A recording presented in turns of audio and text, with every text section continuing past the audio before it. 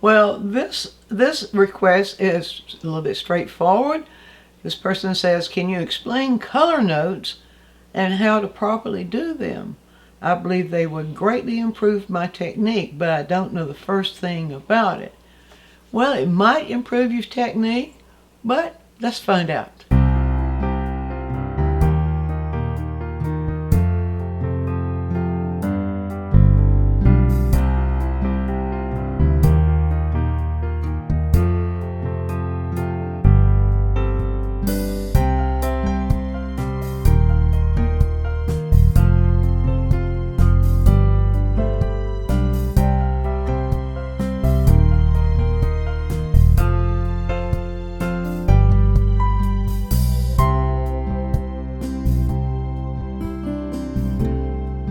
Well, the term color notes is not really an official visual arts term. It's a term that artists have begun to use. I don't even know when it got started.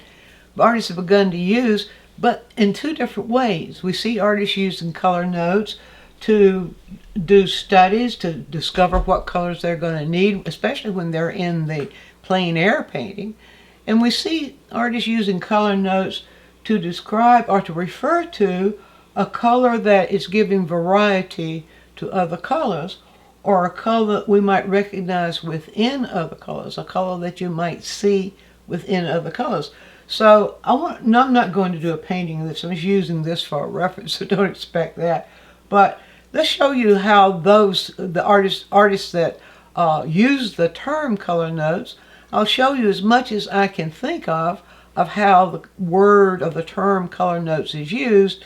And you can see then, is it going to make you better with your technique, or is it just another term? So here we go. Now, if I'm out in plein air especially, but you can do this with photographs, one of the first things I might want to do, and I usually do this, or something similar, is to find out what colors I'm going to need, and what tube colors I'm going to need especially, to express a painting of this subject, whatever subject I'm looking at. So I'll start here with this sort of generic sand color. Now, a lot of people just reach for yellow ochre if they want sand. Well, sometimes that cuts it and sometimes it doesn't, because the sand you're looking at, the way the light and the shadows are falling on it, might not be within that yellow ochre. So let's see. Here's one way color notes might be used. So I might be looking at finding the color of the sand I see in the light there. I see it's light, so I'll start with white. I'll just pull white down here. Not a color note yet. And that white seems to me to have just a little bit of violet in it. And so I'm going to, because it has just a little bit of violet. This is a carbazole violet. That really is a violet. And I'll just add just a touch of that, just a touch, just enough to tint it. And let's see. You hear Charlie. Some of you have commented on hearing Charlie in his comments, and that's just something he does sometimes. Or let's see, is that going to be, that's not the color we see. It seems to be leaning a little bit warmer, doesn't it, than the color we see. And there it is on the brush.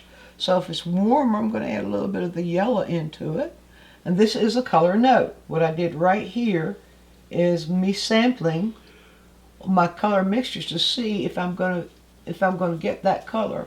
This seems to be much closer. Let's put it on the brush and hold it up here. That's very, very close to what I'm seeing that color. So that would be a color note where I have mixed and found what I'm going to be needing. I'm going to be needing a combination of yellow, violet and yellow. And on the color wheel I can see there, yellow and violet are complements, and that's relatively neutral, so that makes sense. So that's one color note. And to get that darker, I'll reach for the darker violet, and I'll reach for more yellow. And I'll pull the yellow in there until I see that reach that color. Let's put it right here. There's a color note. This is another note. A lot of times, that's pretty close. Maybe it needs a little bit more violet. A lot of times people will actually write a verbal note of what is mixed to get that. that's a personal choice. If it helps your technique, then that's what you would do. So that's one way color notes are used, is simply to discover the colors that you're going to need in the scene that you're working with, or whatever you're working with, before you actually start painting. Now, another way that color notes are used, I'll show you briefly here. I'll pull some more white down. Whoops, there's some violet on that palette knife. I made that mistake that artists often make. I forgot to clean my palette knife before I dipped it in the color. That is probably a good thing for you to see, or not. Okay, now, some people would simply get the color they're seeing there throughout, and they would use those same two combinations for creating that color. All right, so say for example, if we were doing this, if I were doing the color of the sand there, and this, I might, there's a little bit on the more yellow side for what I intend to do for you. And so they might begin to do this sort of thing. And if they thoroughly mix it ahead of time, it might just get to be more or less one color. Now, a color note would be a new color that I would introduce into that to make it a little bit more vibrant. And a lot of times we can find exactly what we want to do in the color wheel. So if that's in the violet range, perhaps I add a little bit more blue, a little bit more red to it. So let's try this. But let's keep it in the same value. Now, in the color notes, the way I'm using it here, you stay close to the value. You stay close to the value that you're using. So I've got that in that value to kind of represent what's going on down here. Let's add just a touch of blue to it. Just a little bit of blue. I don't want that to turn green. There we go. Let's get that just a little bit bluer. Now, if I just stroke a little bit of blue in there, pretty much the same value level, that is a new color note. Now, if I change it a little bit more, let's get that changed just a tad more. If I change that just a little bit more, let's keep the value pretty close there. And I put that here, so it gives us a little bit more of a visual color variety, color variation. So we have color notes within this color. This note, this is different. It's a little bit bluer, a little cooler, you might say, but still in the same value range. It doesn't have to be the exact same value, but that's how many artists will enrich in colors, especially colors that are seem to be about the same hue all the way across. In shadows, for example, in shadows that are any cast shadows that you might see in any place, instead of just painting those one color, you can add some color notes that would lean either warmer or cooler within that same value range, and it makes it more vibrant. So that's another way that artists use color notes. Now, a third way that artists use color notes, let's see if I can, let's mix this a little bit of, I'm just going to mix a little bit here, add a little bit of this violet back into the yellow right here, and see if I can get pretty close to what we're seeing, the color of that grass in the yellow side, or in the warm side up there. That seems to be sort of what we would need, something like that. And then for the greener side, let's add some more yellow here, over into the blue, and let's see what we can do. We need a dark green, but we need it leaning more towards the yellow green. So let's add more yellow to it and lean it a little bit more towards yellow green. You hear Charlie making his comments in the background there. That's just something he does. Okay. Okay, I'm going to rinse the brush. Now, if you're working in an area, say, of anything, any area you're working in, grasses or anything. Anything, in this case, is grasses. So I'm going to just use a little bit of that green here. And let's see, I've just sort of placed it first of all, sort of indicate this is more Let's make it just a little bit more yellow in some areas. Now, if I lighten where I see the lighter areas there, if I have a lighter green going over in front of the darker green, that is a color note. That is a different color note, where the lighter color goes on top there. If I have the grass color there also overlapping the green like that, that is a color note. In other words, I have used a color here that is different from the color that's surrounding it, and so that's a color note.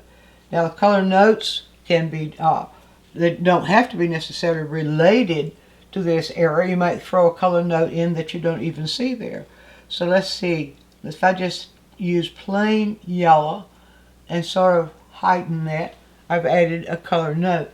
So a color note is any kind of color variety, and sometimes artists will use color notes to guide the eye throughout the painting.